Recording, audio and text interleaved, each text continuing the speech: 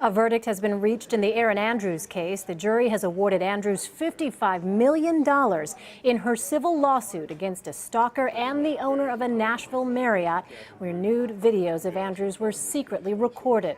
Those videos were later posted on the internet. Andrews sued the owner and operator of the hotel and the stalker for $75 million. After the verdict, Andrews tweeted out this statement: "I would like to thank the Nashville court, the court personnel, and the jury for their service. The support I've received from the people of Nashville has been overwhelming. I would also like to thank my family, friends, and legal team. I've been honored by all the support from victims around the world.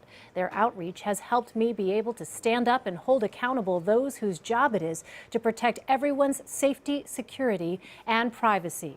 Joining us now is trial attorney Marie Napoli. Marie, thanks so much for being with us. Thank you for having me. So let me just ask you, Marie, what do you think of the verdict? Was this surprising to you?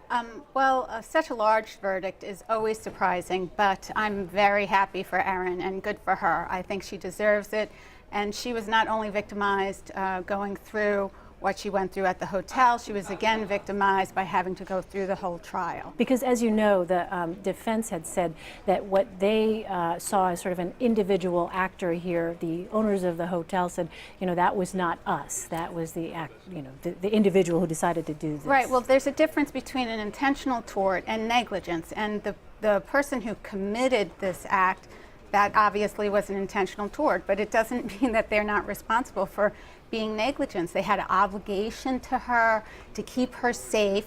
If someone's coming and asking for her what room she's in and asking for the room next to her, that should set off some alarm bells and at least do some kind of inquiry as to who this person is.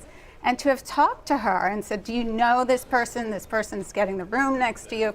There was no warning. They did nothing. So I think that they were really very negligent, and this verdict will change conduct going forward for future hotels. Yeah, that's going to be my next question. How do you think this outcome will affect how hotels handle high-profile guests in particular in the future? Well, I think that they're going to take the extra effort to make sure they're safe, and that's what these laws are created, and these kind of verdicts do.